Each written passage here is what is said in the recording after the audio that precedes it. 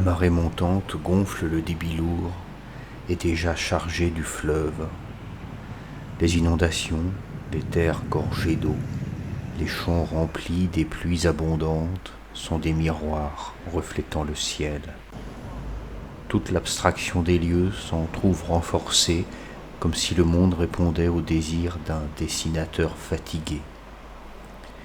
Des lignes horizontales fluctuantes, des amas de lignes brisées, le tout pris dans le vent doux d'une éclaircie durable. Je pense que c'est cela que je vois quand je nomme le repos un état du regard. Repos, l'attention portée sans intention, le mouvement dénoué de sa nécessité, les yeux errants sans être perdus.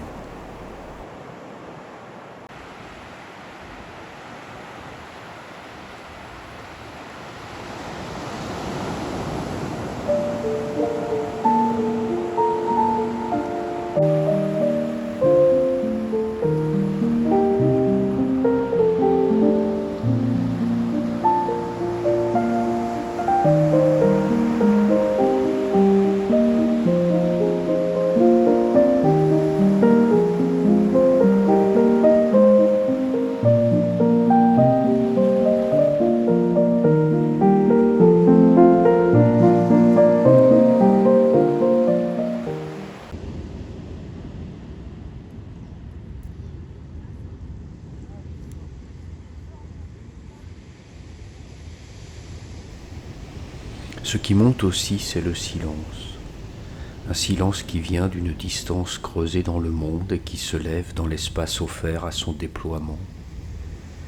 Le silence est une ouate imaginaire qui enrobe, dans l'impression de lointain, ce qui nous environne et qui devient indifférent.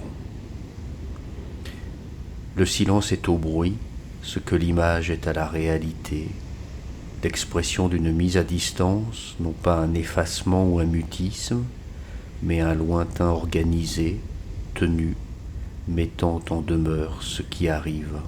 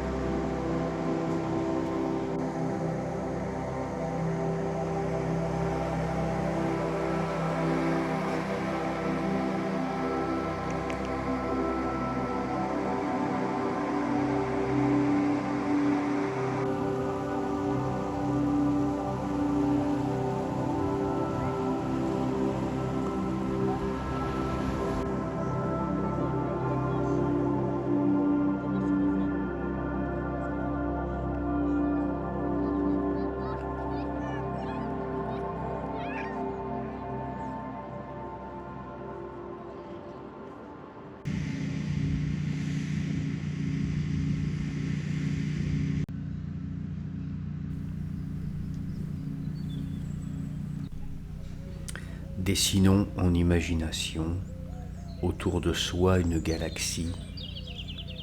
Il y a d'abord les planètes de lecture, certaines arides, aux âpres lectures, d'autres attendent une visite, ou bien pour relire, ou bien pour enfin lire, d'autres encore restent à demi défrichées.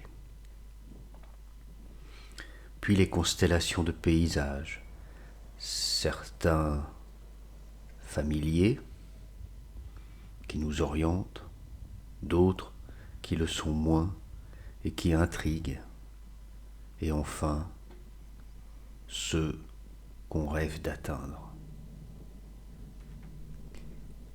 Parmi ces constellations, il y a des amas d'étoiles resserrées, des paysages urbains, dont on saisit d'abord la concentration lumineuse dans ses limites plus que dans son extension. Ensuite, il y a la voix des images, vaste nappe intense, qui mêle dans la même lumière les images de l'imagination, du rêve, des tableaux, des films, une vaste nébuleuse de scintillements qui sert à nous orienter. Enfin, il y a des trous noirs, les oublis, les manques, les fautes, les hontes. Il y a des exceptions, les vaisseaux tournoyant en orbite, plus ou moins rapprochés, les amitiés, les amours, les affections.